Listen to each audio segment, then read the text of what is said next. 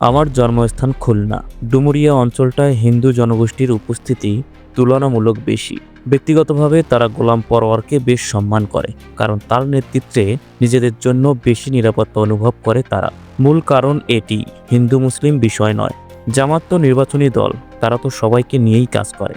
এমন কথাই বলছেন খুলনার ডুমুরিয়ার বাসিন্দা হেলাল আহমেদ। গেল ৩১ অক্টোবর খুলনা ৫ আসনের ডুমুরিয়ায় জামাত আয়োজিত হিন্দু সম্মেলন ঘিরে যখন নানা আলোচনা সমালোচনা আর বিতর্ক ছড়িয়ে পড়ে, তখন সামাজিক মাধ্যমেই এমন মন্তব্যই দেখা যায় এলাকার সাধারণ ভোটারদের কাছ থেকে। ফজল আলীর অভিজ্ঞতা কিছুটা আলাদা। জামাতের উদ্যোগে হাজার হাজার হিন্দু জনগণের উপস্থিতি নিয়ে তার মত হলো, এটা মানুষের কাজের স্বাভাবিক প্রতিফলন। তিনি বলেন, আমার পাশের বাড়িটাই হিন্দু পরিবার, নিজের চোখে দেখেছি। তাদের মধ্যে কোনো সমস্যা হলে আওয়ামী লীগ, বিএনপি, জামাত সব দলের প্রতিনিধিকেই সমাধানের জন্য ডাকে, কিন্তু লীগ আর বিএনপির লোকেরা প্রায় সালিশের নামে টাকা হাতানোর ফন্দি আঁটে। বিপরীতে জামাতের লোকেরা মোটামুটি সততা বজায় রাখে, তাই হিন্দুরা তাদের দিকে ঝুঁকছে। এমন উদাহরণ শুধু হিন্দুদের ক্ষেত্রেই নয়, পুরো গ্রামেই দেখা যায়। লক্ষ্য করলে দেখা যাবে বিএনপি বা লীগের গ্রামীণ মাতব্বররা পারিবারিক ঝামেলা মেটানোর চেয়ে মামলার নামে দুই পক্ষ থেকে টাকা আদায়ে ব্যস্ত থাকে। এটা যেন এখন সংস্কৃতির অংশ। গ্রামের ক্ষুদ্র নেতাদের অন্যতম আয়ের উৎস এই সালিশ ব্যবসা। জামাতে এমনটা তেমন দেখা যায় না।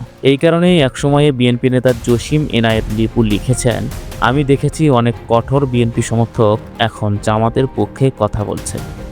হিন্দুদের মধ্যে দুই একজন যারা আওয়ামী লীগ ছিল, গত ১৭ বছরে তারা বিএনপিতে গিয়েছিল, এখন তারাও জামাতে ভোট দিতে চায়। আমি নিজেও হাসিনার কথায় প্রলুব্ধ হয়ে সারা জীবন বিএনপি করার পর একবার নৌকায় ভোট দিয়েছিলাম, এবার দাঁড়িপাল্লায় ভোট দিব। আসলে সবার আগে দেশ, যে দেশের ভালো করবে তাকেই ভোট দেব। আসলেই এটাই তৃণমূলের বাস্তব চিত্র। মানুষ এখন আশেপাশের পরিস্থিতি সহজেই বুঝে নিতে পারে। যে ব্যবসায়ী এখনও বিএনপি বা তাদের অঙ্গ সংগঠনকে চাঁদা দেয়, যে পরিবার বিএনপির গুন্ডামিতে অতিষ্ঠ, যে বাবা মা দেখেছে তাদের মেয়ে ছাত্রদলের পার্টি নেতার দ্বারা ইফটিজিংয়ের শিকার, তারা ধানের শীষে ভোট দিতে চায় না।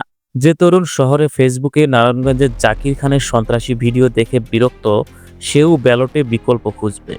ফলে শুধু সাধারণ ভোটার নয়, হিন্দু ভোটারও জামাতের দিকে ঝুঁকছে।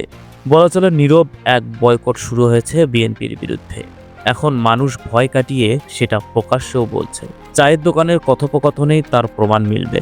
খুলনা ৫ আসনে জামাতের সেক্রেটারি জেনারেল মিয়া গোলাম পরোয়ার প্রায় ১৭টি হিন্দু অধ্যুষিত ইউনিয়ন নিয়ে কাজ করছেন।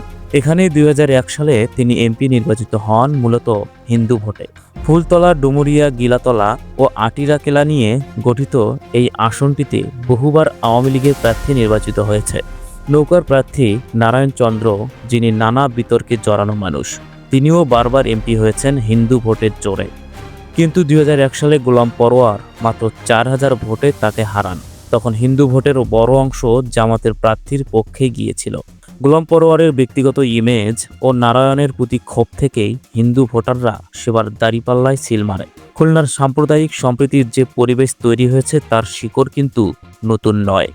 ২০০১ সালে বিজয় মিছিলেই বিপুল সংখ্যক হিন্দু অংশ নিয়েছিল। বিএনপির অনেকে এখন জামাতের হিন্দু সমর্থন নিয়ে আলোচনা করলেও ডুমুরিয়ার কলেজ শিক্ষিকা কৃষ্ণাবালা রানী ভিন্ন মত দিয়েছেন। আগেও জামাতের বাইতুল মাল প্রসঙ্গে ভাইরাল হওয়া এই শিক্ষিকা এবার লিখেছেন, জামাতে ইসলামী ও হিন্দু সমর্থক প্রসঙ্গ, বাস্তবতা কোথায়? তার ব্যাখ্যা অনুযায়ী জামাতের প্রতি সমর্থনের উৎস খুবই স্পষ্ট। এখন অনেক মানুষ ধর্মীয় পরিচয়ে গণ্ডি ছেড়ে রাজনৈতিক ন্যায়বোধ, মূল্যবোধ ও রাষ্ট্রচিন্তা দিয়ে ভাবছে। বাংলাদেশের হিন্দুদের স্বাধীনভাবে সক্রিয় বড় রাজনৈতিক দল নেই। যদি তারা শুধু ধর্মের কারণে মুসলিম নেতৃত্বাধীন দলগুলো থেকে দূরে থাকত, তাহলে তাদের রাজনৈতিক পরিসরই থাকতো না। আওয়ামী লীগ, বিএনপি দুটোই মুসলিম সংখ্যাগরিষ্ঠ দল, অথচ তাদেরও হিন্দু ভোট আছে। তাহলে জামাতকে সমর্থন করার অবাক হওয়ার কি আছে? তিনি আরও লেখেন, জামাত ইসলামিক আদর্শে বিশ্বাসী ঠিকই, কিন্তু তারা গণতান্ত্রিক কাঠামোর মধ্যেই রাজনীতি করে। অনেকেই এখন ধর্ম নয় বরং রাজনৈতিক মূল্যবোধ ও ন্যায়বোধের মিলেই সমর্থন দিচ্ছে। তাহলে হিন্দু কেন জামাতকে সমর্থন করবে না?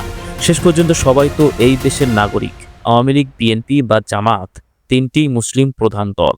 পার্থক্য কেবল রাজনৈতিক দর্শনে। কেউ সেকুলার ধারার বাইরে গিয়ে ধর্মভিত্তিক রাজনীতিতে বিশ্বাস রাখছে, এটাই বাস্তবতা। তিনি আরও বলেন, জামাতের বেশিরভাগ সমর্থক শিক্ষিত ও ভদ্র শ্রেণীর। তারা কটু সমালোচনায় কান দেয় না, বরং কাজের মাধ্যমে জবাব দেয়।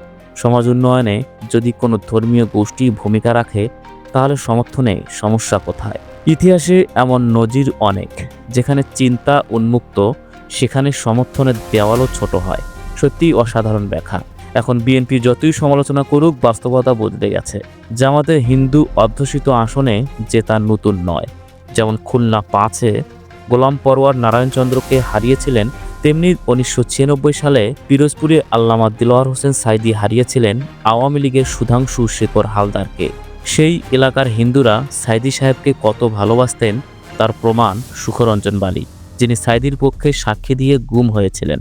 তিনি তখনও বলেছিলেন সাইদি হুজুর কোনো অপরাধ করেননি, অথচ মুসলিম নামধারী লোকেরা তখন মিথ্যা সাক্ষ্য দিয়ে তাকে অপরাধী বানিয়েছিল।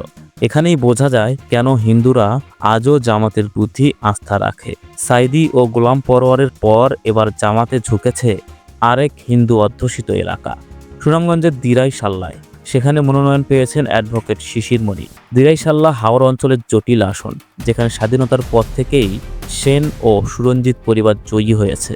কিন্তু এবার অনেকেই মনে করছেন শিশির মনির হয়তো ইতিহাস বদলে দেবেন, যেমন করেছিলেন সাইদি বা গোলাম পরওয়ার। জামাতে শুধু হিন্দু ভোটই নয়, নারী ভোটও দ্রুত বাড়ছে। এর পেছনে ভূমিকা রেখেছে দুটি সংগঠন, ছাত্রী সংস্থা ও মহিলা জামাত, সাথে ছাত্র শিবিরও। ক্যাম্পাসের নারী শিক্ষার্থী, এমনকি শিক্ষার্থীদের মধ্যেও শিবিরের প্রভাব বেড়েছে। ঢাকা বিশ্ববিদ্যালয়ের শিক্ষক শেহরিন আমিন মোনামিদের মতো অনেকে জামাতের প্রতি সহানুভূতিশীল। ছাত্রী সংস্থা গত 17 বছরে লাখো নারী শিক্ষার্থীদের মাঝে দাওয়াতি কার্যক্রম ছড়িয়েছে। সেই কারণেই তখন তাদের উপর জুলুম চালানো হয়েছিল, গ্রেফতার, বহিষ্কার, নির্যাতন। এখন তার ফল দৃশ্যমান। শহরের উচ্চশিক্ষিত তরুণীরাও দাঁড়িপাল্লায় ভোট দিতে আগ্রহী। অন্যদিকে গ্রামীণ নারীদের মধ্যে কাজ করছে মহিলা জামাত। সারা দেশে তাদের নারী নেত্রীরা নির্বাচনী মাঠে সরব, উঠান বৈঠক, বাড়ি প্রচারণা, ভোটারদের সাথে সরাসরি যোগাযোগ সবই চলছে নিয়মিত। নারীদের কাছে প্রার্থীদের পরিচয়, ভোটের গুরুত্ব আর দলের বার্তা পৌঁছে দিচ্ছেন তারা। এতে বিএনপি ভয় পাচ্ছে।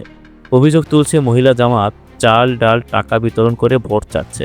নোয়াখালী সহ বিভিন্ন জেলায় তাদের ওপর হামলাও হয়েছে বিএনপির পক্ষ থেকে।